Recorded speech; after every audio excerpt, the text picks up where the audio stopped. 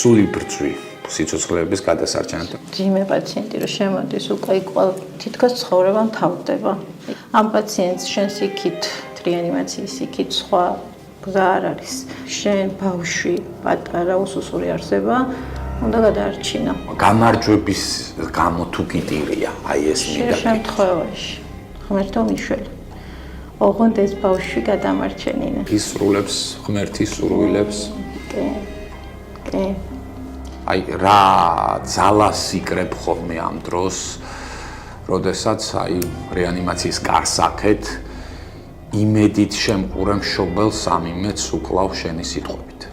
გავდივარ და ყოველთვის ვეუბნები რაც არ უნდა სიტუაცია იყოს ამ ბოდიში. მე თქვენი შვილი ვერ გადავარჩინე და წავაგე. აგრო შენს კვდები რა ბავშვთან ერთად. შენ 10 წლის შემდეგ ისევ რეანიმაციაში იქნები? ჩემია. აი ეს ბრძოლა და უმეტესწილად გამარჯვება. შენ ფაქტობრივად მხოლოდ ეს გამარჯვებები თუ გაცოცხლებს? კი. ხო, ეგ არის. ჩვენ მხოლოდ გამარჯვებები გაცოცხლებს. ახლა ნიბადები. აი მიყვირია კიდევაც რომ აღდგა. გონი 64-ში მოხვდები იცი 100 წლის მერე.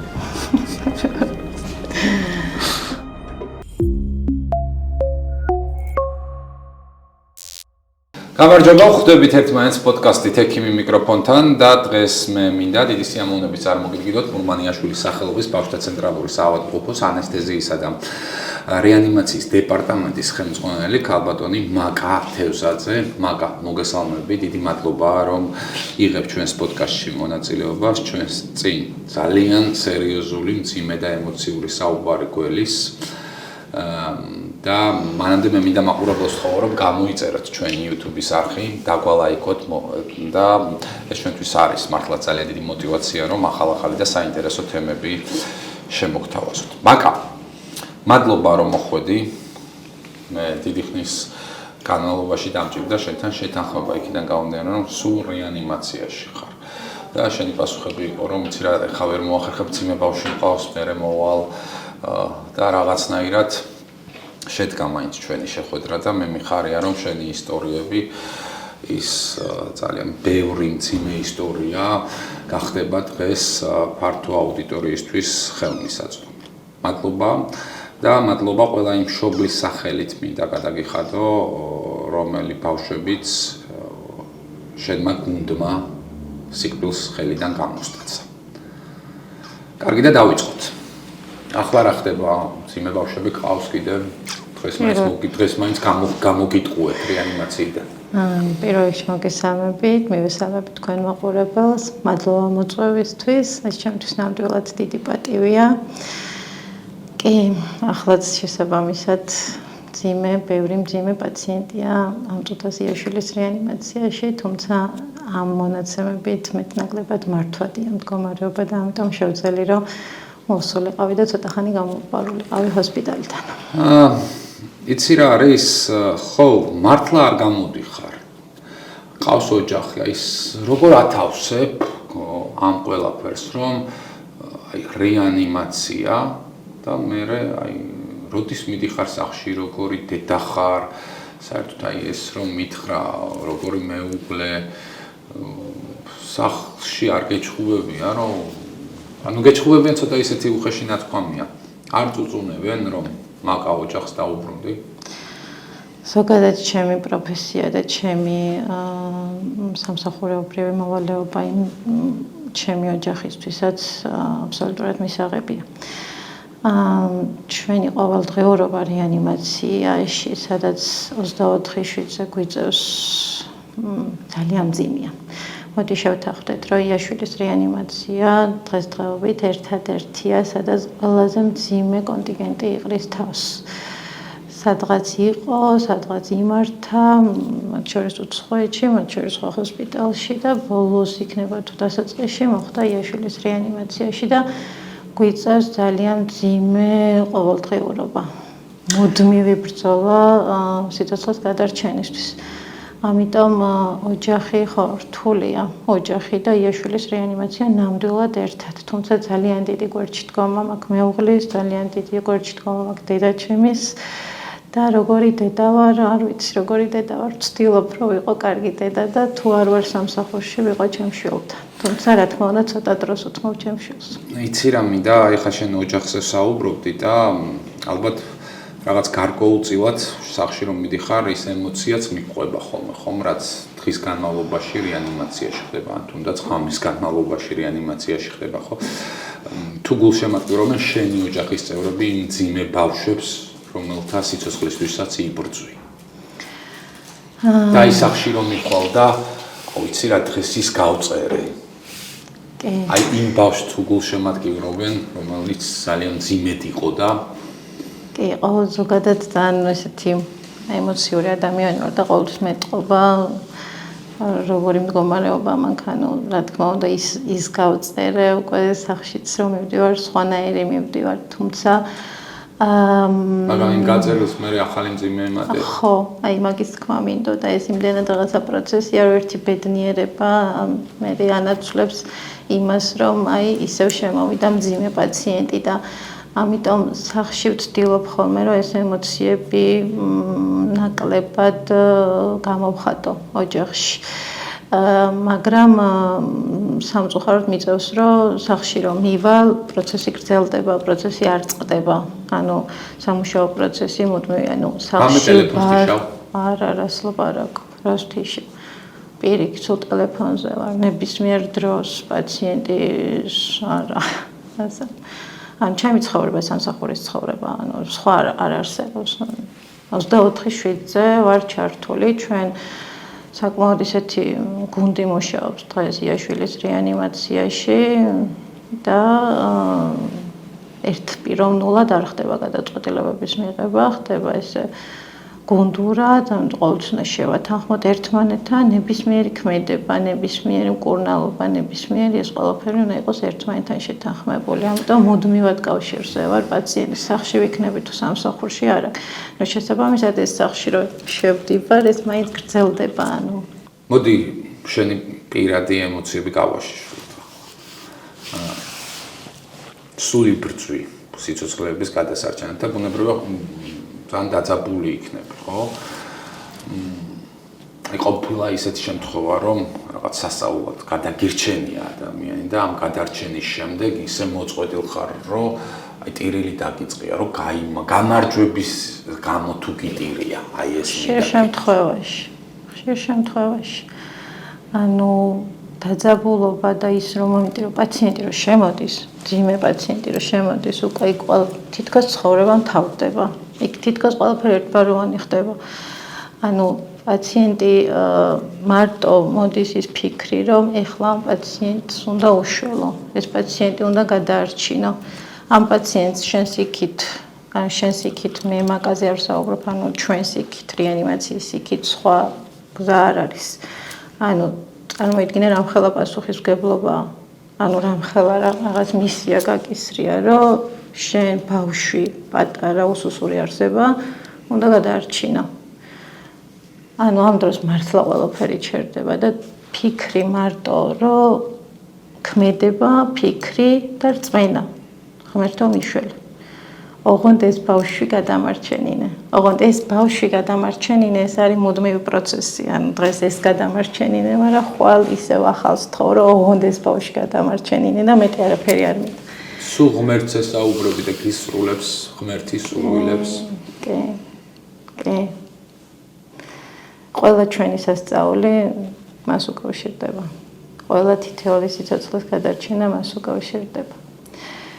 და აი მაშინ აქვე ერთ შეკითხვას დაგისვა, როცა ღმერთი ამ სურვილს არ გისრულებს, გეპარება მის არსებობაში ეჭვი, როცა ბავშვი კვდება? არ. ესია საჭირო. და რა კანონზომიერებაა ის რომ ბავშვი კვდება? ესია საჭირო.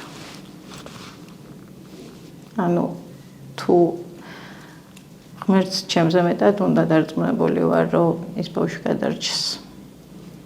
მაგრამ თუ გადაწყვიტა ისე რომ ის უნდა წაიყვანოს, აქ კითხვა უბრალოდ არ მაქვს.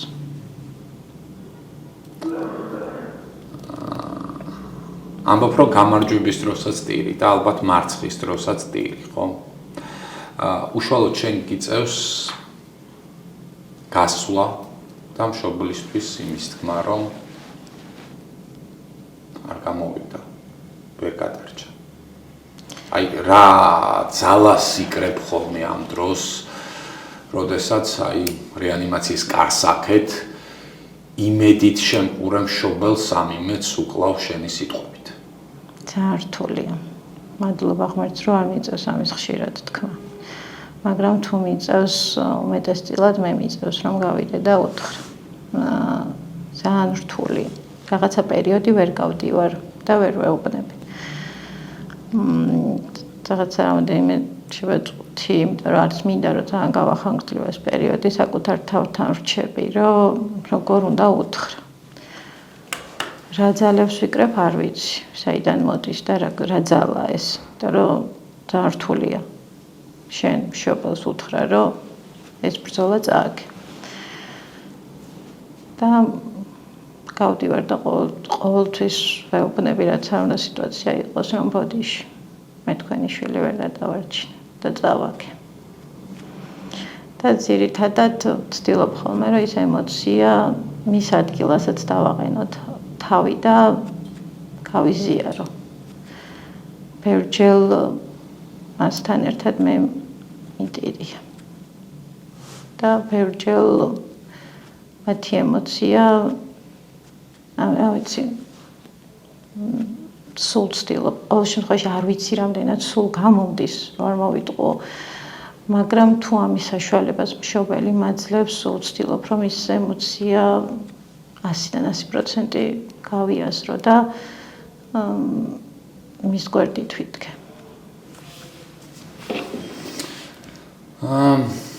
ესეთი ქართული გამოთქმა არსებობს. აი დანა რომ დამარტყა სისხლი არ წამომივაო. ხშირად ხარ ამ მდგომარეობაში? არა, ხშირად არ ვარ. ხშირად არ ვარ, მაგრამ ვარ. არა, ხშირად არ ვარ. ახლა რამდენი ბავშვი გიწევს? აქ რო ხარ და ჩვენ რო ვსაუბრობთ.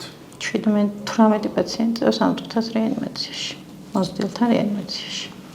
და შენი ასაკი ბავშვების საიდან სადამდე? 29 დღიდან 18 წლამდე. 29 დღიდან 18 წლამდე. უფრო მძიმეები რა ასაკში არიან ხო? ნებისმიერი ასაკი, უფრო ჩვილი ასაკია, უფრო წლინახევრამდე 2 წლამდე, მაგრამ ჩვენ რადგან ახლა მომდი პროფილური ვართ და ყველანაირ პაციენტს ვიღებთ ყველანაირი სიმძიმის, ავტოსაგზაური იქნება ეს თუ ვარდნა და ასე შემდეგ. შესაბამისად ყველა ასაკი ვერ გამოვყოფ. ხშირად ყავს 10, 12, 14, 15 წლის ბავშვები საკმაოდ მძიმე. ახლა ამ პოდკასტს როდესაც ვწერთ სეზონური ვირუსული გრიპის ძალიან ბევრი შემთხვევაა ქვეყანაში.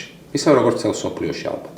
არიან ამ გრიპით ვირუსით გართულებული მძიმე ბავშვები შენთან კლინიკაში და აქვე რა მინდა მითხო იცი, უფრო მეტად ეს ბავშვები აცრილები არიან თუ აუცრელები? უმეტესწილად აუცრელი ბავშვები არიან, ვინც რეანიმაციაში საკმაოდ მძიმე მდგომარეობას გადიან. უმეტესწილად აუცრელი. კი, არის, თუმცა რო გითხრათ წინა წლებთან შედარებით, აი კოვიდამდე წლებს თუ მას შევადარებთ, უფრო ნაკლები, თუმცა საკმაოდ ეხაც გვიწევს გრიპით გართულებული საკმაოდ მძიმე პაციენტი, რომელსაც ახლა ვმართავთ რეანიმაციაში. რა ასაკის არის? წინახევრის. და რატომ არ ავწერით მშობელი რა საუბრობს? არა, ეს ამ წუთის მონაცემებით არ გვეკითხია, იმდენად მძიმე გზას გავდივართ, ახლა თან ახალი შემოსულია და ეს კითხვა ამ წუთის მონაცემებით არ დამესვია, თუმცა დავუსვა აუცილებლად. ასეთ მწვავე პერიოდს ყოფილა შენს კლინიკურ პრაქტიკაში გრიპისგან გარდაცვალების გრიპის გართულებების შედეგად გარდაცვალების შემთხვევა? კი, ყოფილა. შარშანაც იყო ერთი შემთხვევა. წელს ჯერ არა. ხო, ღმერთმან უკნას და მე ვფიქრობ, რომ ხო, აცრებთან დაკავშირებით აუცილებლად კიდევ ერთხელ ყველას უნდა უთხრათ, რომ ხო, თუ თვითონ არ იცრებიან ბავშვებს მაინც ნუ ერჩიან და ეს პატარები მაინც აცრან. განსაკუთრებით ეს მოწყვლადი ჯგუფები, რომლებიც არიან, ხო, პატარები, ორსულები იმუნოკომპრომიტირებული პირები, ქრონიკული დაავადებების მქონე ადამიანები და ხანთასმულები აუცილებლად უნდა იყვნენ აცრილი, რომ გრიპით. სამწუხაროდ ყოველთვის ამბობენ, რომ გვეშინია აცრის. თუმცა ის შემდეგ რას ის აუცილებლობა რამხელა რისკია, ეს კიდე ცალკე თემაა. ფაქტობრივად ყველა ნოზოლოგიას მართავთ. ყველაზე უფრო მეტად რა ნოზოლოგია არ გიყვარს ხოლმე, როცა რეანიმაციაში შემოდის. ესე არ მიყვარს. ხო, აი რაც თუ შედარებით რთული სამართავ. არ მიყვარს, ვერ ვიტყვი ახლა, არ მიყვარს რომ ეს პაციენტი ხდება, უფრო მეტ არ ვერ ვიტყვი რომ ახლა რამე არ მიყვარს, რომ ხდება, უბრალოდ ყველაფერს თავის სპეციფიკა აქვს, ყველაფერს თავისი მიდგომა ჭირდება და ყველა ნოზოლოგიას თავისი მართვა ჭირდება, თავის ტვინის მძიმე მართვიდან დაწყებული ბანალური პნევმონიით დამთავრებული, ამიტომ ალბათ ტრავმები, მე რომ ვიყო რეანიმატოლოგი, მე ავტოსაგზაო შემთხვევები არ მეყვარებოდა უფრო მეტად. ანუ ყველაზე ხა ძალიან ისეთ რაღაცას ვამბობ, მაგრამ თავის ტვინის მძიმე ტრავმები და ავტოსაგზაო შემთხვევა პოლიტრაუმით გადმოსული მაქსიმალ ვცდილობ, რომ რაც არ უნდა ადგილი არ იყოს, მაინც მივიღო. აი მართლა რო ადგილი არ მქონდეს, მაინც მივიღო. ანუ ყველა кейსზე, ყველა პაციენტზე და ყველა ნოზოლოგიაზე ზოგადად ესე ვარ, რომ ანუ რაღაც პაციენტს სადღაც უჭირს და შენ ვერ იღებ, იმიტომ რომ ადგილი არ აქვს. მაინც რაღაცნაირად ვახერხებ, მაგრამ ტრავმა ეს ის მომენტია, როცა ვთვლი, რომ ან ცოტა ისეთი განაცხადია, ხა იმედი არავინ მიწყენს, მაგრამ ვთვლი, რომ ყველაზე ძალიან მაგრად იმართება დღეს იაშვილის რეანიმაციაში ნეიროქირურგებთან და რეანიმატოლოგებთან და ანესთეზიოლოგებთან ერთად და გვაქვს მოგეკითხოთ ციქარიშვილი. გვაქვს ბატონი ლადოს გუნდი, არჩილი, ლევანი და კიდე საკმაოდ დიდი გუნდი ყავთ მათ. ძალიან კარგი გოგო ბიჭები არიან, რომლებიც აი ძალიან სწრაფი, ძალიან დროული, ძალიან ისეთი ქმედებები ხორციელდება მძიმე თავის ტვინის მართვაზე, რომელმაც ძალიან დიდი შედეგები მოგვცა. თავის ტვინის ტრავმა, რომელსაც ორმხრივი თავის ქალის მოხსნა, დეკომპრესია კეთდება. აი დღესაც მყავდა პაციენტი, რომელიც გვესტუმრა აბსოლუტურად საღი, ადეკვატური ცნობიერით. კონტაქტური, ყველანაირი დეფიციტის გარეშე. ეს ძალიან დიდი გამარჯვება, აი ამაზე დიდი გამარჯვება არ არის. ავტოსაგზაო შემთხვევა იყო. ავტოსაგზაო შემთხვევა იყო 15 წლის გოგონა. რა მინდა კითხო იცი? აი რა შეიცვალა? მედიცინა ზოგადად არის ძალიან სწრაფად განვითარებადი დარგი. აი რეანიმაციული პაციენტების მართვაში ეს ხარისხი როგორ უმჯობესდება, რამდენად იცვლება, თქვათ, ეს მართვის სტანდარტი? ძალიან ბევრი რამე იცვლება და ძალიან ბევრი რამე შეიცვალა და ძალიან ბევრი რამე ცვლის და მუდმივად ვცდილობთ, რომ მუდმივად განვითარდეთ და ერთ ადგილას არ გავჩერდეთ და მუდმივად მივყვეთ ჩვენ მეგობარ ევროპელ და ამერიკელ ქვეყნებს, რომ ანუ არ ჩამოვრჩეთ არც ერთ ეტაპზე და ის პასუხისმგებლობა, რაც გვაქვს აღებული ექიმობა და მით უმეტეს რეანიმატოლოგობა ძალიან რთულია. და ძალიან დიდი პასუხისმგებლობა და არ გაგუფლება, რამე არ იცოდე, არ გაგუფლება, რამე შეგეშალოს. კი შევახწერილია ლიტერატურაში, რომ ეს ხდება, მაგრამ მე ცოტა ისე სხვანაირად უყურებ, არ უნდა მოხდეს, არ უნდა შეგეშალოს. მისი სიცოცხლე შენსია, დამოკიდებული.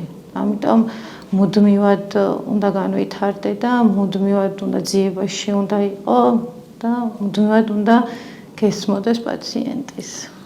კაცრი მენეჯერი ხარ? არ ვიცი. შეიძლება კი შეფარა. ანუ წესრიგი მიყვარს, თუმცა ვარ ისე სამშვიდი ადამიანი ხარ და აი არის რომ წყობიდან რას გამოყავ ხარ წყობიდან? მოდი ასე დაგისვავ შეკითხვას. წყობიდან გამოყავ, ვიცი, ბევრ რამეს. აი სამი რამე დამისახელე თუ ბევრი რამე შენ თვითონ ახსენე ბევრ რამეს. არა, ზოგადად ვარ ძალიან გუნდური. ან ჩემი თავარი მიზანი არის რომ ან გუნდურად მუშაობთ და ძალიან დიდი მნიშვნელობა აქვს ჩემთვის ჩემყოფ ადამიანებს, ვინც გარშემო მყავს, ამიტომ სულ ვცდილობ, რომ მათ რაღაცა სტრესში არ ვამყოფ, ხო, პირიქით ვცდილობ რომ ვიყო მეგობრული, ანუ ყოველთვის გავუგო და გაგებით მოვეკიდო. ეს იქნება ექიმი, ექთანი, სანიტარი, არა აქვს მნიშვნელობა და ვთვლი რომ ჩემ გუნდს ძალიან უყვარვარ. მაგრამ არის შემთხვევა, როცა წესრიგი უნდა იყოს. სიყვარული, გუნდურობა, მეგობრობა, ყველაფერი, მაგრამ კლიოს უნდა იყოს წესრიგი. პაციენტის ინტერესები არასდროს არ უნდა დაირღვეს. პაციენტი ყოველთვის უნდა იყოს მოწესრიგებული, ყოველთვის უნდა იყოს გამოცვლილი, ყოველთვის უნდა იყოს თვალი რო თვალია, პირი რო პირია, ყოველთვის უნდა იყოს მოწესრიგებული, დამუშავებული. გიყვარს ბავშვები? ძალიან მიყვარს. ჩემი სამედიცინოსთან კავშირი და რის რომ მე ვარ ექიმი, ან ბავშვები, სხვა ექიმი უბრალოდ ვერ ვიქნებოდი. მხოლოდ პედიატრი. ზოგადად მე ესეთ ტენდენციას დავაკვირდი, რომ ადამიანები რეანიმაციაში, განსაკუთრებით პედიატრები, იწყებენ მუშაობას და რაღაც გარკვეული წლების შემდეგ ისინი ამ რეანიმაციას მაინც აი ამ ძიმე რთულესი სამუშაო პირობების გამო ტოვებენ, ძიმე ემოციური ფონის გამო და ასე შემდეგ და სხვა მიმართულებით ინაცვლებენ ხოლმე შენ 10 წლის შემდეგ ისევ რეანიმაციაში იქნები? ალბათ ძალიან ისეთი პასუხია, მაგრამ კი. სხვაგან არ ვიცი, სათო დავიყო. ჩემია. აი ეს ბრძოლა და უმეტესწილად გამარჯვება. და ის სიხარული. აი თუნდაც დღეს, რომ აი ეს პაციენტი დღეს მოვიდა ჩემთან, გნახა, ჩაგვახუტა, მოგვეფერა, აი ყველაფერია. ამაზე დიდი რაღაცა არ არსებობს ჩემთვის. არაფერი არ არსებობს. ვიბრძოლებ არა. ბრძოლობთ გუნდი. 24/7-ზე ჩვენ ბრძოლობთ, ჩვენ გუნდი ვართ ერთმანეთს ესე შეიძლება სიტყვებით არ ველაპარაკოთ, ანუ საჭირო არ არის თვალებით. ერთი მიზანი გვაქვს, ყველას გვაქვს ერთი მიზანი, რომ გადავარჩინოთ პაციენტის სიცოცხლე. გონი 64-ში მოხვდები იცი 100 წლის მერე. და ძალიან ეს არის. ანუ თავარი რომ აი დაუღალავი შრომა და ყველას ერთად გვიხარია მე ჩატში ვაგდებთ ხოლმე რომ აი ეს მოვიდა დღეს ეს გვესტუმრა ეს გადარჩა ანუ ყველა ამითი ვხარობთ თითოეულ ჩვენთანგანი მთელი ანესთეზია რეანიმაცია ეს ექიმი ექთანი სანიტარი ყველა ერთი მე ვთვლი რომ ერთი დიდი ოჯახია ძლიერი ოჯახი რომელიც ძალიან დიდ და ძალიან მაგარ რაღაცას აკეთებს და მე ამითი ვარ ძალიან ბედნიერი მეტი არ მჭირდება. კარგი, მითხარიო ბავშვები ძალიან გიყვარს და თქვათ მაგალითად რაღაცა ისეთი სიტუაცია რომ შეიქმნას ბავშვისთვის თუ გამოგიცვლია შენი პაციენტისთვის მაგალითად პამპერსი თუ დაგიბანია თუ თქვათ აი ეს ჰიგიენური ნორმები რომელიც შეიძლება სხვას ევალებოდეს და შენ თუ შეგისრულებია ეს ყველაფერი. კი, მნიშვნელობა აქვს. ჩვენ ხო ერთი გუნდი ვართ. ვის გცალია, როგორ გცალია შუაშია, ხა მე დეპარტამენტის უფროსი ვარ. ვისაც გცალია, როგორც გცალია, ან დღესაც გავაკეთე მაგალითად. ჭრილობას ვამუშავებდი პირადად მე და თან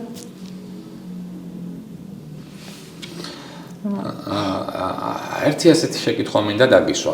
ზოგადად ბავშვისთვის, რომელიც რეანიმაციულ განყოფილებაში იმყოფება, ძალიან რთულია ხოლმე უცხო გარემოსთან ადაპტირება. აი წარმოიდგინეთ რაღაცა ტრავმა, ან გამოდის, ან პოსტოპერაციული პერიოდი აქვს, თქვათ შემოდის რეანიმაციაში, თვალებს ახელს, უყურებს რაღაც ნატურას, ხმოვანი სიგნალები ტრიპინები ესმის მონიტორებიდან და ის მშობლიურ გარემოს მოწყვეტილი არ ყავს გვერდით დედა, მამა, მშობელი. Სხვადასხვა ძალიან ბევრ ევროპულ კლინიკაში რეანიმაციულ განყოფილებაში დანერგილია ხოლმე რომ თქმურად უშვებენ დედას, ან მშობელს, მამას და ხარ ვიცი უნდა მტკიცებულებებზე დამყარებულია ეს კვლევა, მაგრამ ბევრიც ამბობს რომ ასეთი ბავშვების გამოჯანმრთელების მაჩვენებელი უფრო მაღალია და უფრო სწრაფია. აი ეთანხმებით თუ არა მოსაზრებას და იაშვილში აი ასეთ რა მდგომარეობა ამ თვალსაზრისით მშობლისა, პაციენტისა და მშობლის რეანიმაციულ განყოფილებაში ერთად ყოფნა თუ არის დასაშვები? ბევრ ფაქტორზეა ეს დამოკიდებული. სულ მინდა რომ მშობელი იყოს ბავშვთან, იმიტომ რომ აი მართლა სულ მინდა რომ დედა ბავშვთან იყოს. მაგრამ სამწუხაროდ ეს ხშირად არა, მაგრამ გააჩნია სიმძიმეს. თუ ბავშვი კრიტიკულად მძიმე არ არის, თუ ბავშვი აპარატზეა, მაშინ ვერ ის არ არის. თუ პოსტოპერაციული პერიოდი აქვს, არც ვაყოვნებთ 15-20 წუთში, რომ ვიღებთ პაციენტს, უკვე დედას უშვებთ და ის დედას თვითონ არჩევანს უტოვებთ, როგორ უნდა. ნერვიულებულია, დაღლილია და თუ მას უნდა რომ ის შვილის გვერდით იყოს, კი პოსტოპერაციული პერიოდის მართვა ფაქტიურად მშობლის გარეშე არ ხდება. ჩვენ თვითონაც მშობლის მიუხედავად მაინც ჭირდებათ რაღაცა ფსიქოლოგიური დახმარება, რომელიც ვცდილობთ რომ ჩვენ რაღაცა ეს მხარეთ შევითავსოთ, რომ რაღაცა გამოველაპარაკოთ, აუხსნათ, რომ ჩვენ აქ არაფერს არ ვადგენთ, რომ კარგი დეიდები ვართ და ასე შემდეგ. ანუ ამ კომუნიკაციაში შევდივართ, რომ ეხლა შემოვიდა, გადააწვინეს აწოლზე და დამთავრდა, ეხლა იქ მე მივიდა იქთან, მაიგ რაღაცა ვენაში წამალი შეუყვანა და ნორჩა ესე არ არის, ანუ ჩვენ მე, ჩემი ექიმი, უმცროსი ექიმი იქთანი ან კომუნიკაციის ნაწილში სულ ვცდილობთ, რომ მასთან ვიყოთ და აუხსნათ რატოა, სად არის, რისთვის არის, ზოგჯერ გამოგვდის, ზოგჯერ არ გამოგვდის, მაგრამ რეანიმაციულ კრიტიკულ პაციენტს, რომელსაც სხვა მართვა ჭირდება, მშობელიც არ არის ამისთვის მზად, ანუ ემოციურად, იმიტომ რომ იქ იმდენი რაღაცა ტარდება პროცედურა, რომ იმას უბრალოდ მშობელი ვერ გაუძლებს იმ ყველაფრის ყურებას და ამიტომ გარკვეული საათები გვაქვს. თუმცა პაციენტი რო შემოდის, არ ვაყოვნებთ, რომ მშობელთან ძალიან პრიორიტეტია ეს, რომ აი ეხლა მეც რო სადღაც დავუშვათ ყოფილვარ, ეხლა 1 საათი, საათნახევარი რთულია. ძალიან ამიტომ მაქსიმალურად ვცდილობ ხოლმე, რომ მშობელი დროულად ამოვიყვანო, დროულად გავაკეთოთ კომუნიკაცია, ავუხსნათ, ანუ ეს გეგმა როგორ არის, როგორ შეუულია ბავშვის ნახვა, რამდენი ხანი შეუულია, როცა შეუულია დარეკვა, იმდენს უკვე კითხებიან, რომ დარეკვა, ნუეონები დარეკვით როცა გინდა. ნებისმიერ დროს 24/7-ზე როცა გინდა დარეკი. თუ მე შეება მე ვერ გიპასუხო და პაციენტ ავიღო, ამასაც უხსნით, ან კომუნიკაციის ნაწილს შემოსვლისთანავე ყოველთვის მშობელთან ვადგენთ. ასეთ დროს, როდესაც ოჯახის წევრი რეანიმაციის გარეთ არის, მისთვის წუთები და წამები იქწელება, შეიძლება ძალიან მოკლე დროში ქონდა კომუნიკაცია, მაგრამ მისთვის ეს ძალიან მძიმეა და ამიტომ ექიმის ვალდებულება ნამდვილად არის სწორი კომუნიკაცია და ხშირ შემთხვევაში ხოლმე მე რასაც ვაკვირდები და რაც ამ სფეროში ვარ ჩახედული, პაციენტის უკმაყოფილობები უფრო მეტად კურნალობასთან დაკავშირებით კი არ არის ხოლმე. უფრო მეტად არის არასწორ კომუნიკაციასთან, რომელსაც ექიმი პაციენტის ახლობელთან ამყარებს და ხო, აი კომუნიკაცია არის უმნიშვნელოვანესი, განსაკუთრებით ბავშვთა რეანიმატოლოგისთვის. კი, არა, ძალიან ისე ვცდილობთ, რომ ძალიან მაქსიმალურად მალე ამოვიყვანოთ მშობელი, მაქსიმალურად თუ ვერ ვახერხებთ რაღაცა ფორს მაჟორია, აუცილებლად ვაკეთებთ კომუნიკაციას, რომ ჯერ მძიმეა და როგორც კი შევძლებთ ამოგიყვანთ, რომ მას კონდეს რაღაცა დონის ინფორმაცია მიწოდებული. მაგრამ შენ მითხარი რომ ბავშვები მიყვარსო და ძალიან მიყვარსო, ასე მიპასუხე. რა ისწავლე ბავშვებისგან? ბევრი რამე. აბა. ბავშვები ყველაზე ერთგულები არიან და ყველაზე დიდი სიყვარული შეუძლიათ. და ყველაზე სუფთები არიან.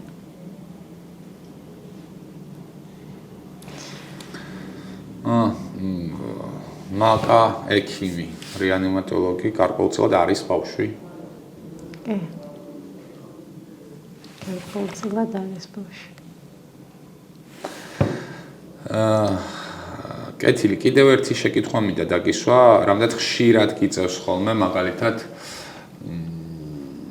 შენი ემოცია მინდა გულის მაგალითად არაპირდაპირი მასაჟს ატარებ. და როგორია ხოლმე შენი რეაქცია მაშინ, როდესაც მონიტორზე პირველი გამოჩნდება ექსარსისტოლის მერე ვთქვათ.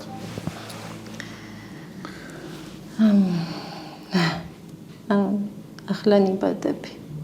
აი მიყვირია კიდევაც, რომ აღდგა და რომ აი მერე რომ უკვე დამოსულა პულსი სიხარულისგან მიხვდები კიდევაც ბედნიერებისგან, რომ აღდგა. და ის როცა აღდგარა და მე შემდგომი მართვა მარტო ის ხო არ არის რომ გული აღადგინო ხო რა თქმა უნდა შედეგი უნდა მოყვეს იმას და უკვე რომ შედეგიც კარგი გაქვს რომ ჩახედავ გუგას და გუგა მიოზურია ანუ წვრილია ეს ნიშნავს რომ შენი გულის მასაჟი წარმატებული იყო დროული იყო ჩვენი გუნდის ყველაფერი კარგად სრულდება ხოლმე მშობელს ეუბნები რომ შენ მაშინ გული გააჩერა კი მაინც ეუბნა კი აბა რა უნდა იცოდეს მას ყველაფერს ეუბნები მშობელს როდის აჩერებ ხოლმე რეანიმაციას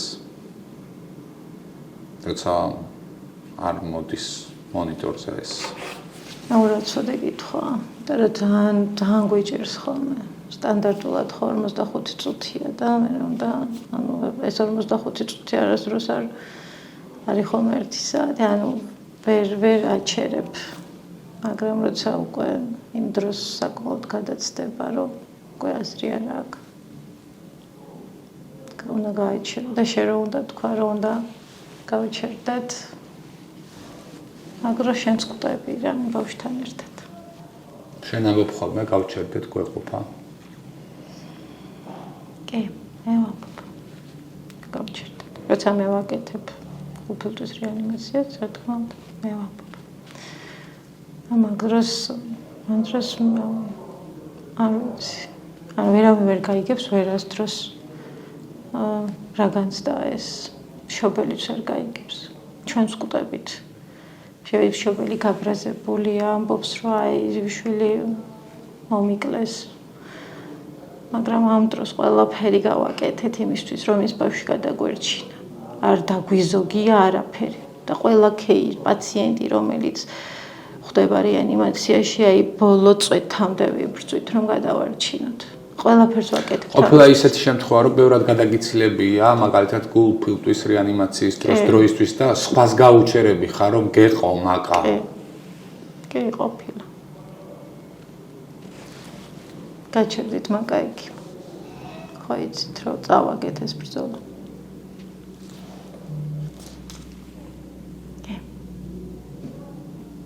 და განცდა ემოცია ყველაფერი ძალიან ძიმია რა ძალიან ძიმია მიჭის სიტყვებით გადმოუცე ის ემოცია და ის მდგომარეობა რა ხდება მაგ დროს ჩვენთან შვებულების დროს მაინც ისვენებ აი ეს ბოლო პერიოდია ცოტა უფრო კი მაგრამ არა კონტაქტზე ვარ მაინც ვერ ვისვენებ ჩემებს უთქვი გონი შენ ფსიქოლოგიც გჭირდება იმიტომ რომ არასდროს არ ისვენებ შაბათი კვირა არ ისვენებ ღამე ტელეფონს არ თიშავ შვებულების დროს ვერ ისვენებ როგორ უნდა გათიშო ტელეფონი ეს არჩი ანუ თავიდან რო იწყებდი პროფესიის არჩევას იგივე გზას დაადგებოდი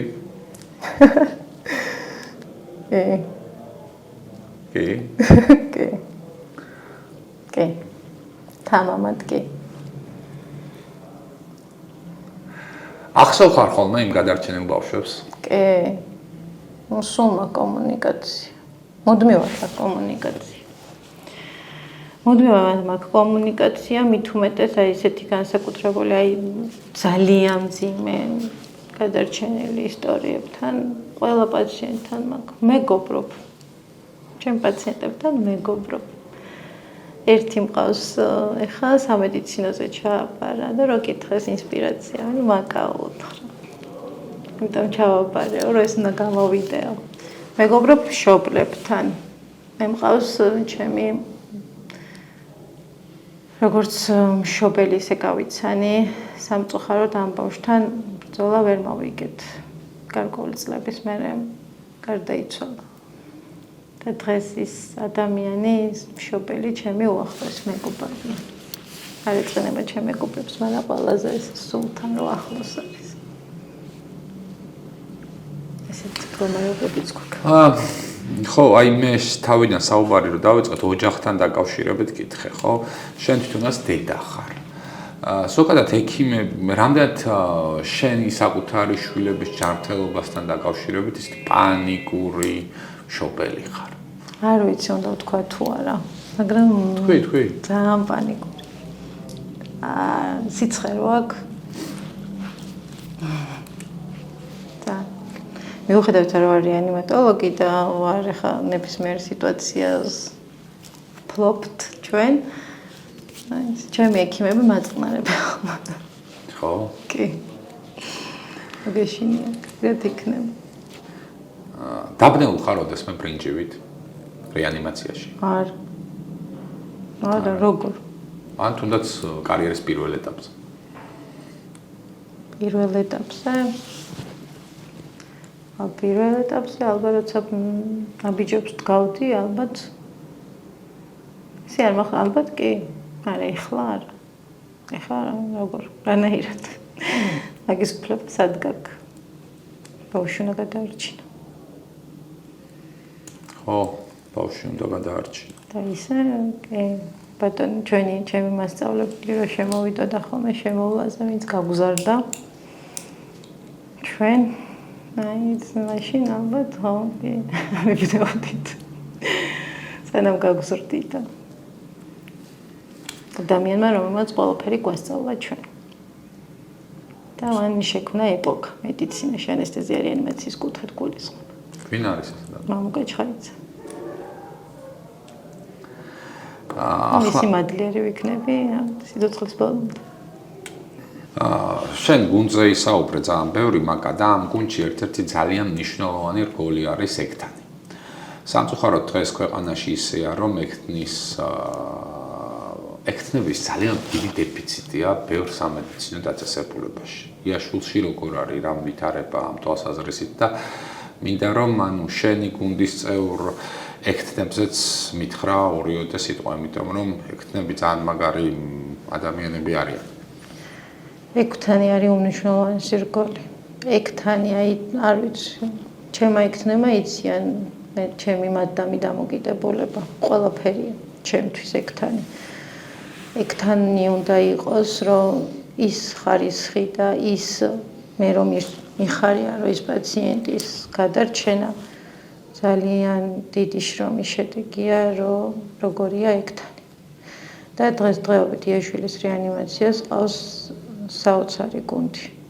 საოცარი გოგობიჭების გუნდი, რომლებიც არ ვიცი, როგორ შრომობენ, რანაირად შრომობენ. მაგრამ ის პრობლემა, რომ დღეს იაშვილის რეანიმაციაში არა, დღეს მთელ საქართველოშია ექთნის პრობლემა. და უკვე იმდენად სერიოზულია ეს პრობლემა, რომ ხანდახან ვფიქრობ, რომ გამოსავალი სად არის და რა არის გამოსავალი. ფიზიკური პირი უკვე აღარ არსებობს ექთნის. არც გოგო, არც ბიჭი. ამ კუთხით გამოსავალს ვერ ვხედავ რა გვეშველება ცოტა ხანში შეება საერთოდ ექთნის გარეშე დავრჩით. იმდენად მძიმეა ეს პრობლემა და როგორ უნდა მოგვარდეს, ვინც ძლიერია, ვინც კარგია, ყველა წასულია დღეს. უცხოეთში მიდიან ძირითადად და იქ საქმე. ყველა წასულია. გერმანიაში არის მასიურად გასული ექთნები. ჩემი მეგობრები, ძალიან ბევრი ჩემი მეგობარი მუშაობს გერმანიაში და ძალიან კარგად გრძნობენ თავს. რაღაცნაირად უნდა მოხერხდეს ის, რომ არ ვიცი, მარტო პრობლემა, ყველაზე მთავარი პრობლემა უნდა ითქვას, რომ ხელფასებია.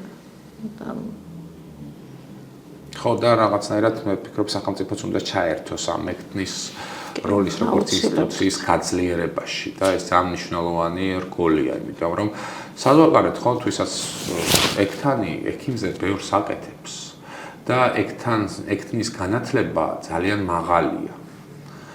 ხო და მე ვფიქრობ რომ სათანადოდ უნდა იყოს ყველა ექთანი დაფასებული და იაშვილის ყველა ექთანს მივესალმოთ აქედან პოდკასტი. მაგრამ არ ვიცი ხო რაღაცნაირად ეს ემოციურიც გამოგვივიდა, საუბარი ბედნიერიც გამოგვივიდა, გამარჯვებებზეც ვისაუბრეთ, მარცხზეც ვისაუბრეთ. ისიც თქვი რომ 10 წლის მერე ისევ რეანიმაციაში იქნები და ალბათ 20 წლის მერე ისევ რეანიმაციაში იქნები.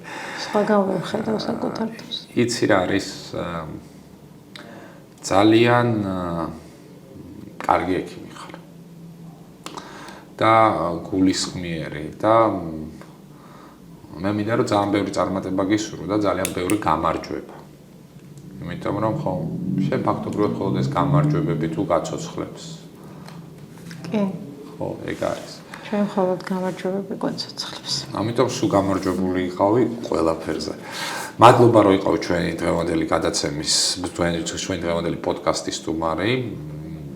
მე აქვე მინდა რომ მაყურებელს ვთხოვო რომ გამოიწერეთ ჩვენი YouTube-ის არხი, ასევე მოიწონეთ და დაგვალაიქეთ. იმიტომ რომ მართლაც ეს არის ჩვენთვის ძალიან დიდი мотиваცია რომ ახალი საინტერესო ექიმები წარმოვადგინოთ, თქვენს წინაშე გაგაცნოთ და ვისაუბროთ ბევრ საინტერესო თემაზე, რაზეც უბრალოდ არ საუბრობენ შეიძლება, ან თუ საუბრობენ ხო, რაღაცები მაინც სხვაგან გალამაზებულია ხოლმე ჩვენ ყველაფერს აიც ძალიან შიშულად ყველა ემოციას გადმოცემთ. მადლობა, წარმატებები და ბევრი გამოჯანმრთელებული პაციენტი, ესეთი იყო დღევანდელი პოდკასტი ექიმ მიკროფონთან. ერთი კვირით გემშვიდობებით და მადლობა.